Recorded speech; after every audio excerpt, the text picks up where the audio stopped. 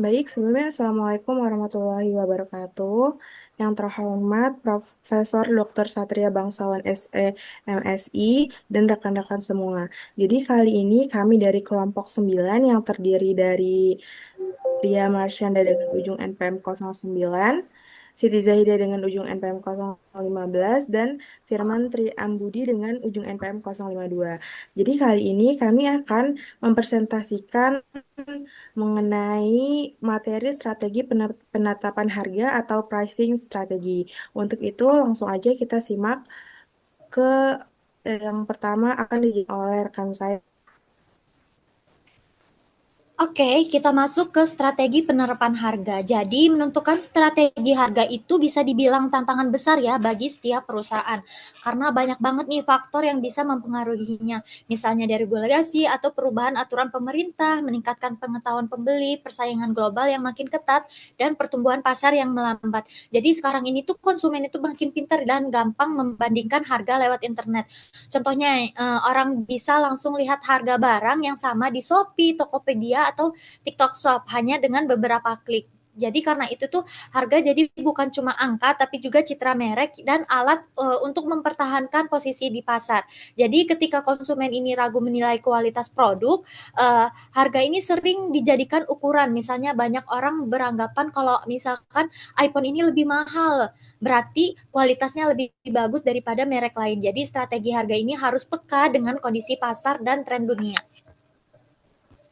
Nah, selanjutnya itu kita masuk ke peran strategi harga dalam pemasaran. Jadi, setiap perusahaan itu kan punya pandangan berbeda ya soal harga. Ada yang menjadikan harga itu sebagai senjata utama senjata utama, tapi ada juga yang menganggap nih harga itu hanya pelengkap. Kesalahan yang sering terjadi itu adalah harga itu baru dipikirkan belakangan setelah produk dan promosi itu jadi. Padahal keputusan harga itu seharusnya dipertimbangkan sejak awal bersamaan dengan strategi pemasaran. Jadi harga ini harus sesuai dengan target pasar, strategi merek, dan strategi distribusi.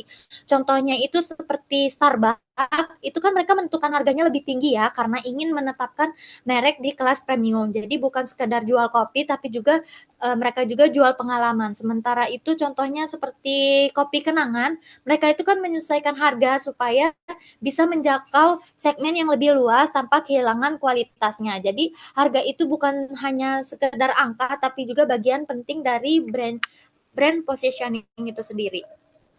Nah, selanjutnya kita ke hubungan harga dengan strategi pemasaran.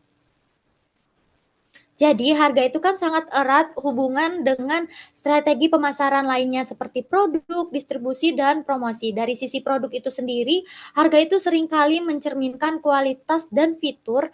Misalnya nih, printer Canon itu kan dijual murah, tapi tinta isi ulangnya itu malah justru lebih mahal harganya. Jadi strategi ini disebut razor and blade model seperti pisau cukur yang murah tapi pisaunya juga mahal. Nah, yang selanjutnya dari sisi distribusi itu sendiri. Jadi perusahaan yang menjual produknya secara luas seperti Indomie nih di seluruh minimarket dan warung itu harus menetapkan harga yang kompetitif agar bisa dijangkau banyak orang. Sedangkan merek dengan distribusi terbatas itu seperti brand fashion eksklusif itu kayak Dior atau Gucci itu biasanya mereka itu mempertahankan harga tinggi karena kesannya itu lebih premium. Dan soal penanggung jawab harga, mereka ini keputusan ini biasanya tuh melibatkan berbagai pihak nih dari manajer pemasaran, keuangan sampai CEO-nya itu sendiri karena harga yang salah sedikit saja itu bisa berdampak besar terhadap laba dan citra perusahaan itu sendiri. Nah, selanjutnya harga dalam pemasaran. Jadi harga itu kan punya banyak fungsi penting ya. Uh, Bukan cuma untuk menghasilkan uang, pertama itu harga itu jadi sinyal nilai bagi pembeli. Kalau harganya tinggi, biasanya itu dianggap kualitasnya tinggi juga. Contohnya kayak laptop MacBook, itu kan tetap laku ya meskipun lebih mahal karena dianggap punya nilai dan daya tahan tinggi.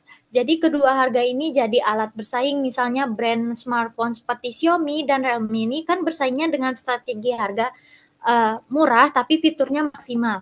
Ketiga, harga itu berfungsi meningkatkan kinerja keuangan karena langsung berpengaruh ke pendapatan dan laba perusahaan. Dan keempat itu harga bisa jadi alat promosi. Contohnya saat ini kan e-commerce itu seperti Shopee atau Tokopedia itu kan bikin flash sale ya besar-besaran.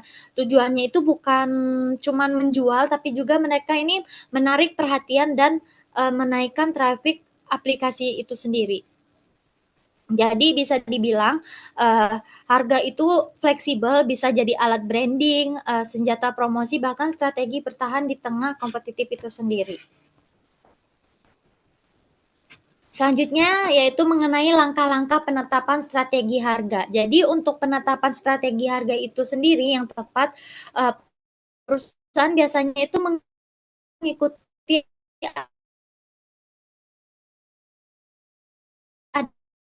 ada 4 langkah nih. Yang pertama itu menentukan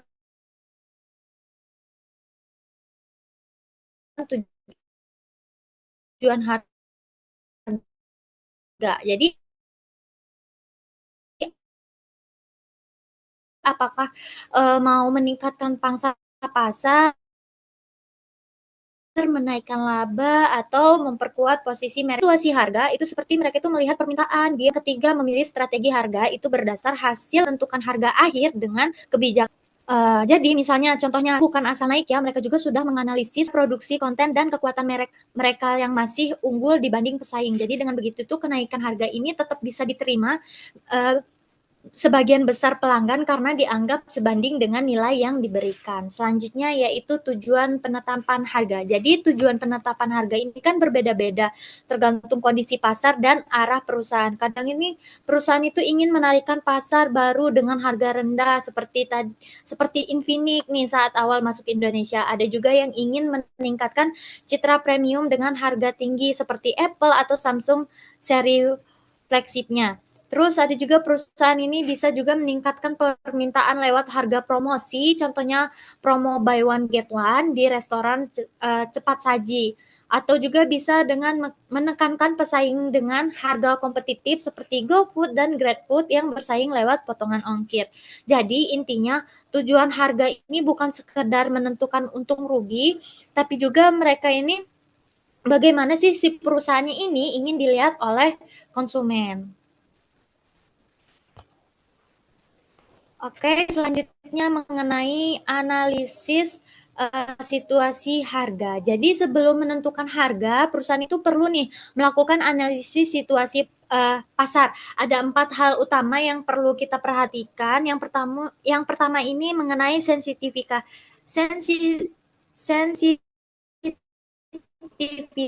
harga konsumen ke pelanggan ini terhadap perubahan harga. Misalnya nih, konsumen BBM ini kan sangat sensitif ya.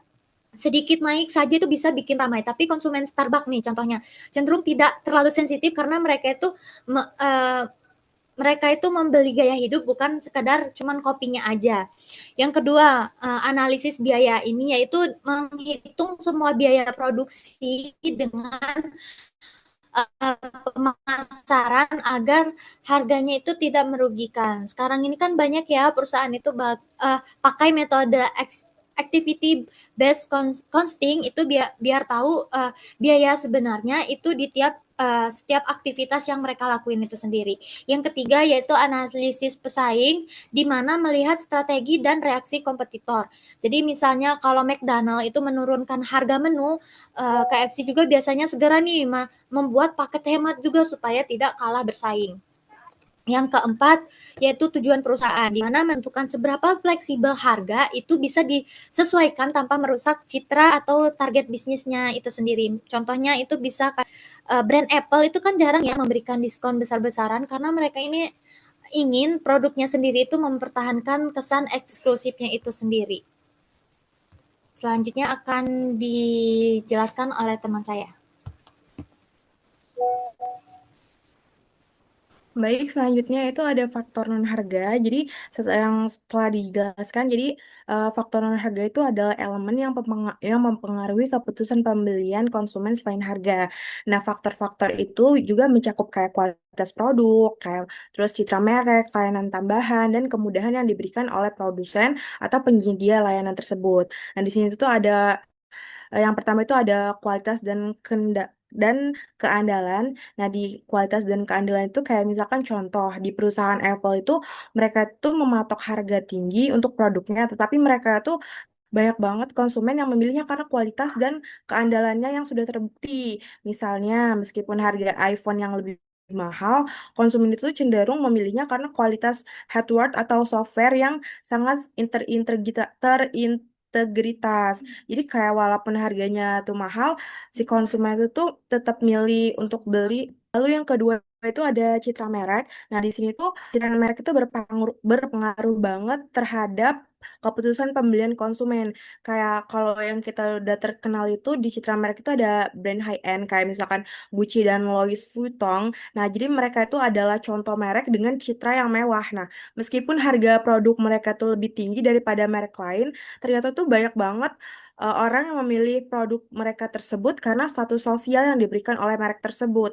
Kayak perusahaan si high end ini mereka tuh ngejual citra mereknya bukan ngejual si produknya. Jadi kalau konsumen yang kayak itu kayak merasa oh saya punya produk ini berarti saya kalangan atas kayak gitu. Lalu yang layanan tambahan kayak misalkan contohnya itu di Samsung, mereka itu memberikan layanan prima jual yang bagus kayak seperti layanan perbaikan gratis atau pergantian perangkat dengan harga yang lebih murah. Selanjutnya yaitu garansi dan kemudahan. Jadi beberapa perusahaan itu mereka ngasih garansi dan kemudahan pada produk mereka. Nah, kayak misalnya itu kayak contohnya ada di perusahaan Dyson, mereka itu memberikan garansi 5 tahun pada produk vakum mereka. Terus garansi ini juga memberi mereka itu tuh rasa aman bagi konsumen untuk membeli produk dengan harga yang lebih tinggi. Nah, selanjutnya itu ada metode mengukur nilai pelanggan. Di sini tuh ada Consumer Value Mapping atau CVM. Nah, itu tuh digunain untuk membandingkan kualitas dengan harga. Kayak seperti ketika konsumen itu bisa memilih antara produk dengan harga murah dan kualitas rendah atau produk dengan harga tinggi dengan kualitas yang tinggi. Jadi itu tuh keputusan konsumen masing-masing. Kalau misalkan harga murah terus kualitasnya rendah juga kan otomatis harganya juga lebih rendah ya dibandingkan dengan harga tinggi dan kualitas yang lebih tinggi.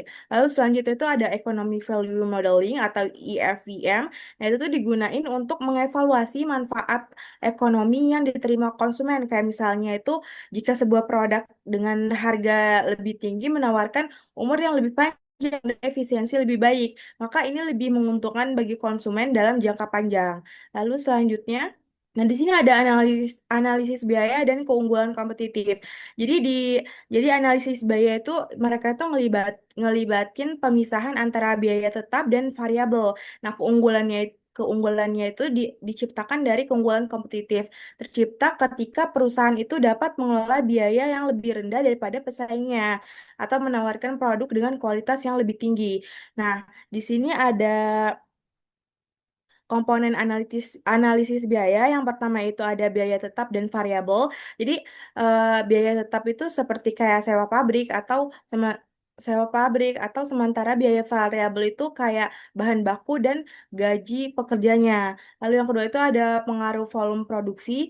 Jadi ketika semakin banyak perusahaan itu memproduksi, semakin murah juga biaya per unit karena ada yang namanya economy of scale. Lalu selanjutnya itu ada efek pengalaman atau learning curve. Jadi itu dengan pengalaman perusahaan itu dapat mengurangi biaya produksi dari waktu ke waktu.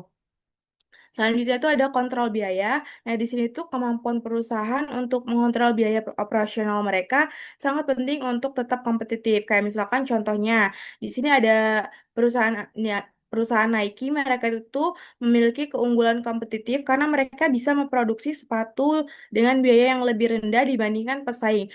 Pesaing mereka kayak seperti Adidas, ini tuh karena si perusahaan memiliki sistem produksi yang sangat efisien sehingga mereka bisa menjual produk mereka itu lebih murah. Lalu selanjutnya, next. Di sini ada analisis pesaing dan game teori. Nah, jadi kalau analisis pesaing dan game teori itu, kalau misalkan analisis pesaing itu membantu perusahaan untuk memahami langkah-langkah yang mungkin diambil oleh pesaing dan memprediksi bagaimana harga mereka itu tuh dapat mempengaruhi oleh tindakan pesaing. Kalau sedangkan game teori, mereka itu tuh ngejelasin gimana sih dua atau lebih pesaing yang saling mempertimbangkan reaksi pesaing mereka. Itu misalkan ada kayak misalnya kayak Air Asia atau dan Garuda Indonesia. Nah, mereka itu kan saling menurunkan harga tiket untuk menarik konsumen ya. Namun jika kedua perusahaan tersebut terus-terus akan menurunkan harganya, mereka berdua itu tuh bisa merugi karena biaya operasional mereka itu yang nggak akan tertutupi. Nah, jadi strategi harga itu harus juga memikirkan dampaknya dalam jangka panjang. Bisa si perusahaan itunya bisa rugi atau apa namanya ke apa sih pesaing perusahaannya itu tuh bisa lebih unggul. Jadi kita tuh harus memperhatikan tersebut. Nah, lalu di sini ada fleksibel harga. Jadi harga fleksibel itu mereka merujuk pada kemampuan perusahaan untuk mengubah harga mereka berdasarkan permintaan pasar, biaya, atau faktor lain. Nah, jika ada banyak ruang antara harga jual dan biaya produksi, perusahaan itu tuh dapat lebih bebas menyesuaikan harga mereka. Kayak misalkan contoh, untuk rentang harga untuk rentang harga lebar kayak Toyota itu mereka menawarkan berbagai model mobil mulai dari yang terjangkau seperti Toyota Avanza hingga mobil mewah kayak seperti Toyota Land Cruiser. Nah, fleksibel harga ini memungkinkan mereka itu bisa menjangkau berbagai segmen pasar. Kalau untuk Toyota Avanza kan segmennya untuk kalangan yang apa namanya yang cukup mampu gitu. Kalau misalkan ke Toyota Land Cruiser itu kan untuk kalangan atas. Jadi mereka itu bisa ngejangkau semua kalangannya. Kalau terus di sini juga ada kesalahan memahami pasar. Jadi Novoten itu contohnya perusahaan Novoten itu mereka gagal menurunkan harganya karena mereka itu kurang melakukan promosi dan memiliki kesadaran merek yang rendah. Jadi tanpa promosi yang cukup, konsumen juga nggak bisa merespon perubahan harga tersebut yang menyebabkan kegagalan strategi penurunan harga mereka. Next. Di sini ada jenis strategi harga, ada empat. Yang pertama itu ada high active, yang kedua high passive, ketiga ada low active, dan yang terakhir itu ada low passive. Jadi untuk high passive itu mereka itu menetapkan harga tinggi dengan banyak promosi untuk menarik konsumen. Kayak misalnya itu di perusahaan jam Rolex, mereka tuh netapin harga tinggi dan menggunakan banyak promosi untuk menonjolkan nilai tinggi dan status sosial mereka. Kalau untuk low active, si perusahaan itu mereka netapin harga rendah dengan promosi yang besar-besaran untuk menarik pembeli sebanyak mungkin. Kayak contohnya itu di sini ada Walmart, mereka itu menawarkan produk dengan harga rendah dan banyak promosi untuk menarik pembeli yang lebih banyak. Nah, sedangkan untuk high passive, mereka itu netapin harga tinggi dengan sedikit promosi, namun fokusnya itu tuh pada kualitas dan citra merek mereka. Kayak tadi contohnya kayak high active tadi sama untuk jam Rolex mereka itu nggak perlu melakukan banyak promosi karena citra merek mereka itu udah kuat dan kualitas mereka itu udah terkenal. Jadi si citra merek mereka itu udah tertanam di pemikiran si konsumen bahwa oh jam Rolex ini tuh jam mahal, jam Rolex ini tuh jam kalangan kelas atas. Nah, gitu. Sedangkan kalau untuk low passive, mereka itu tuh menetapkan harga rendah tanpa banyak promosi. Kayak misalkan produk dari toko kerajinan lokal yang memiliki harga rendah tanpa banyak promosi atau penekanan harga. Lalu selanjutnya next.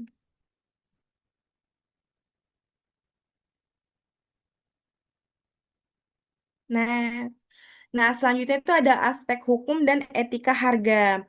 Jadi dalam praktik penetapan harga juga harus mematuhi hukum dan etika. Ada beberapa praktik ilegal yang dapat merugikan konsumen kayak seperti price spiking dan predator pricing. Jadi praktek yang dilarang itu antara lain yang pertama itu ada price spiking. Jadi spiking itu kesepakatan antara perusahaan untuk menetapkan harga yang sama atau hampir sama untuk produk mereka.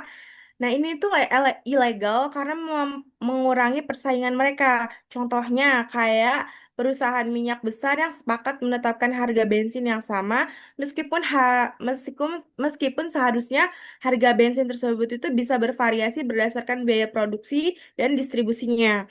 Kalau untuk predatory pricing, mereka itu menjual barang dengan harga sangat rendah untuk menghilangkan pesaing dan kemudian menaikkan harga setelah pesaingnya itu tuh keluar. Nah, contohnya kayak kayak perusahaan Amazon, mereka itu ngejual produk dengan harga yang sangat rendah untuk mengalahkan toko lokal. Nah, tetapi setelah itu tuh mereka dapat menaikkan harga setelah pesaing si toko lokalnya itu tuh keluar dari pasar mereka.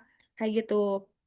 Lalu selanjutnya ada Descape Pricing. Jadi Descape Pricing itu mereka itu tuh menipu konsumen dengan harga palsu atau tawaran yang menutup harga palsu atau tawaran yang gak masuk akal gitu. Kalau contoh lebih mudahnya itu kita misalkan beli di beli di pedagang kaki lima. Mereka itu tuh cenderung menetapkan harganya itu bebas gitu. Misalkan kalau si mereka tuh ngeliat konsumennya dulu. Misalkan kalau konsumennya kelihatan, wah ini konsumennya kayaknya orang mampu deh. Mereka tuh bisa aja naikin harga tiba-tiba daripada harga normal mereka kayak gitu. Selanjutnya ada menentukan harga dan kebijakan. Di sini ada tiga metode utama untuk menentukan harga dan kebijakan. Yang pertama itu ada metode cost oriented. Jadi kalau cost oriented itu metode yang mereka itu tuh menetapkan harga berdasarkan biaya produksi dan margin keuntungannya. Kayak misalkan contohnya itu sebuah sebuah pabrik kaos, mereka itu menghitung biaya produksi satu kaos adalah misalkan 50.000, termasuk bahan baku, tenaga kerja, dan biaya pabrik lainnya. Terus pabrik ini itu kemudian menambahkan margin keuntungannya itu sebesar 20%, sehingga harga jualnya itu jadi 60.000 per kaos. Nah, harga ini cukup untuk semua biaya dan keuntungan yang diinginkan oleh si perusahaannya. Lalu yang selanjutnya ada competition oriented. Nah, di situ ini tuh metode di mana perusahaan itu menetapkan harga berdasarkan harga yang ada di pasar atau harga pesaing. Kayak contohnya di toko buku online seperti Tokopedia dan Bukalapak, mereka tuh seringkali memantau harga yang ditawarkan oleh pesaing mereka untuk buku yang sama. Jika si Tokopedia itu mereka ngejual buku dengan harga 100.000, maka si Bukalapak itu mungkin bisa aja nurunin harga mereka menjadi 95.000 agar lebih menarik bagi konsumen yang mencari harga yang lebih murah kayak gitu. Lalu selanjutnya ada demand oriented. Di sini tuh metode di mana perusahaan mereka menetapkan harga berdasarkan nilai yang dirasakan oleh si konsumen tersebut. Kayak contohnya kayak contohnya misalkan tiket konsumen membeli tiket pesawat pada musim liburan. Nah, sebagai contohnya, harga tiket pesawat untuk liburan atau Natal Idul Fitri itu seringkali lebih mahal karena permintaan yang tinggi. Nah, jadi perusahaan si penerbangan itu tahu bahwa banyak orang itu ingin berpergian pada waktu-waktu ini. Ikan kayak kayak weekend, kayak liburan Natal, liburan Idul Fitri itu kan konsumennya itu tuh lebih banyak ketimbangkan di hari-hari weekdays. Jadi si perusahaannya itu tuh bisa mereka itu naikin harga ketika musim liburan dan menetapkan harga yang lebih rendah atau harga normal di musim-musim tidak liburan atau weekdays. Seperti itu. Hmm. Baik, materi selanjutnya kita masuk ke pembahasan tentang struktur dan kebijakan harga.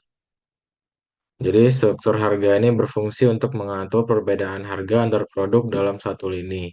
Artinya setiap produk yang ditawarkan perusahaan harus punya harga yang masuk akal sesuai dengan kualitas dan fitur yang diberikan. Contohnya itu Toyota Camry dan Lexus ES330. Sebenarnya punya bodi yang mirip, tapi harga Lexus jauh lebih tinggi karena citranya yang lebih premium, kualitas interior yang baik, dan layanan purna jual yang lebih eksklusif. Dari situasi ini kita bisa lihat bahwa harga tidak hanya ditentukan oleh biaya produksi, tapi juga oleh nilai dan citra merek yang dirasakan konsumen. Selain itu, perusahaan juga perlu punya kebijakan harga yang jelas seperti pemberian diskon, potongan harga untuk pembelian besar, atau kebijakan pengembalian barang. Kebijakan seperti ini membantu menjaga kepercayaan pelanggan dan mencegah konflik harga antar distributor dan pengecer. Next slide.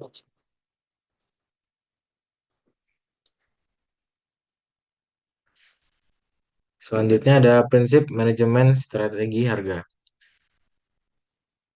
Prinsip-prinsip manajemen strategi harga yang diadaptasi dari paduan preference and versi. Pertama, harga itu harus berfokus pada laba, bukan hanya volume penjualan.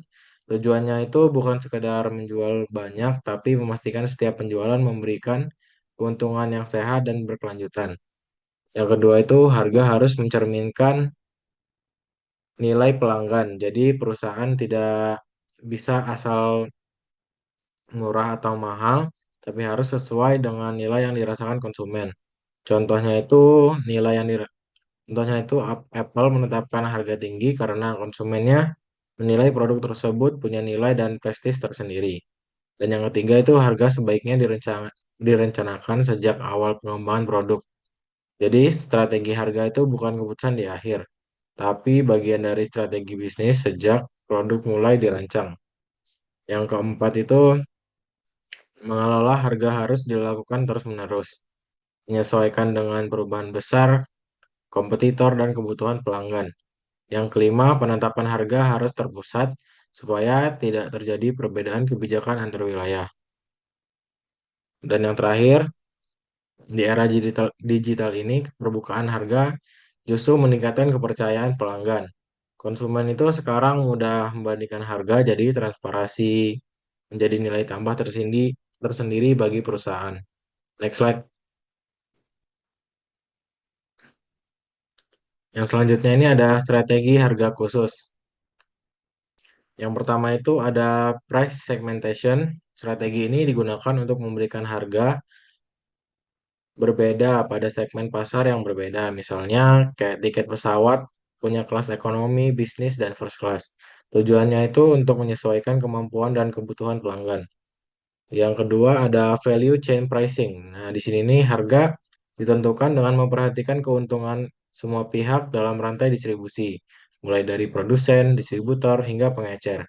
Dengan begitu, hubungan antar pihak tetap adil dan saling menguntungkan. Yang ketiga ada price flexibility, yaitu kebijakan apakah harga akan tetap atau bisa dinegosiasikan. Contohnya itu kayak harga produk di toko retail biasanya tetap, sedangkan di sektor industri bisa dinegosiasikan. Dan yang terakhir ada produk life cycle pricing, yaitu strategi produk penyesuaian harga berdasarkan tahap siklus hidup produk. Saat baru diluncurkan, harga biasanya tinggi. Ketika mulai tumbuh, harga biasanya stabil dan lalu di tahap kedewasaan harga menjadi lebih kompetitif. Dan saat produk mulai menurun, harga biasanya diturunkan untuk menghabiskan stok, lebih fleksibel menghadapi dinamika pasar. Next. Selanjutnya ada studi kasus dari NetJets.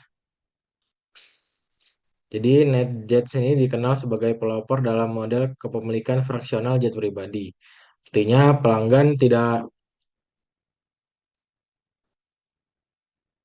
pelanggan tidak perlu membeli suatu pesawat penuh, tapi cukup membeli sebagian kepemilikan. Misalnya se- seperempat 16 bagian yang setara dengan 50 jam tahun.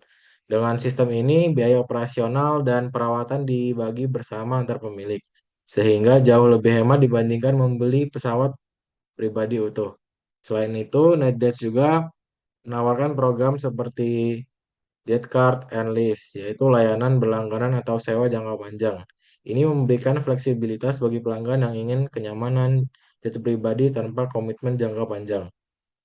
Untuk strategi harga NetJets ini dinilai sangat berhasil karena menggabungkan efisiensi biaya, transparansi harga, dan kemewahan layanan.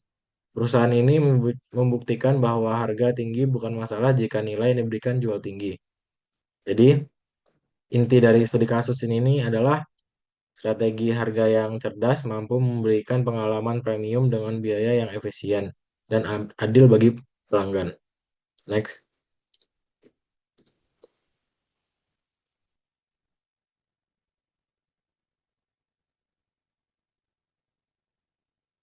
If only every adventure began with your makers of wishes come true.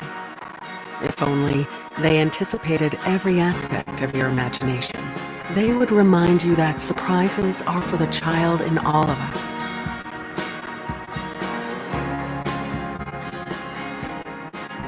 Help you celebrate successes, large and small. And ensure all your milestones are absolutely unforgettable. If only you experience the unique peace of mind from being the one and only, now and always.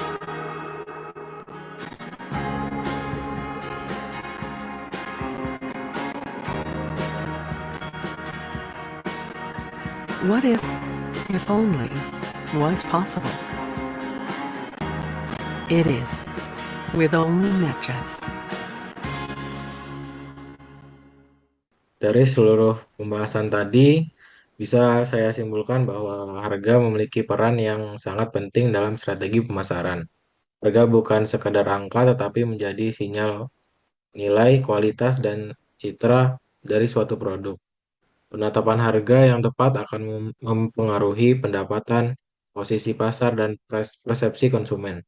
Karena itu, perusahaan perlu mempertimbangkan berbagai hal seperti tujuan bisnis, struktur biaya, nilai pelanggan, dan kondisi persaingan. Selain itu, penetapan harga juga harus memperhatikan aspek hukum dan etika, agar tidak menimbulkan praktik curang atau merugikan pihak lain. Pada akhirnya, strategi harga yang efektif adalah yang berorientasi pada nilai pelanggan, memberikan keuntungan bagi perusahaan, dan mampu bertahan secara berkelanjutan di tengah persaingan pasar. Demikian presentasi dari kelompok kami tentang strategi penetapan harga. Semoga materi ini bisa menambah wawasan kita semua tentang pentingnya harga dalam membangun daya saing perusahaan dan menciptakan nilai bagi pelanggan. Baik, selanjutnya sesi tanya jawab.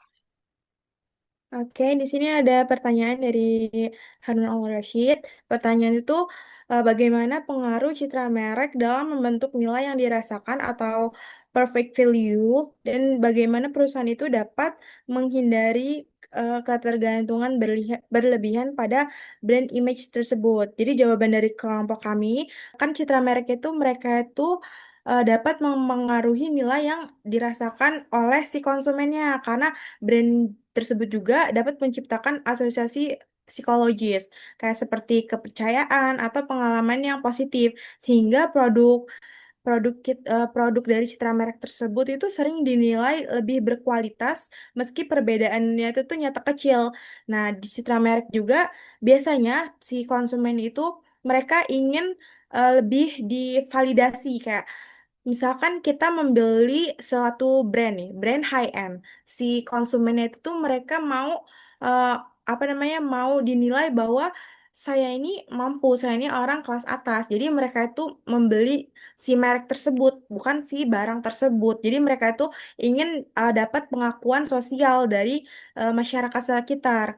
Namun, kalau misalkan si perusahaan tersebut juga bergantung terlalu banyak pada brand image, mereka juga bisa beresiko jika reputasi si brandnya itu tuh terganggu atau muncul pesaing yang baru. Jadi bisa aja misalkan citra merek tersebut itu bisa aja tiba-tiba muncul negatif, sehingga langsung sehingga langsung memutuskan penjualan atau si penjualan itu tiba-tiba langsung ngedown dari si reputasi tersebut.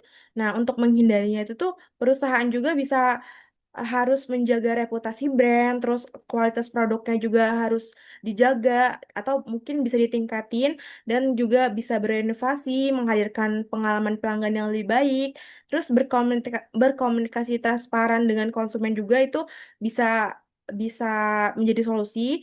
Dan untuk memantau persepsi si konsumen agar nilai nyata mendukung nilai yang dirasakan oleh si konsumen tersebut. Cukup, apakah dari teman-teman ada yang ingin menambahkan atau menanggapi? Baik, jika tidak ada, kami tutup. Wabillahi taufiq wal hidayah. Wassalamualaikum warahmatullahi wabarakatuh.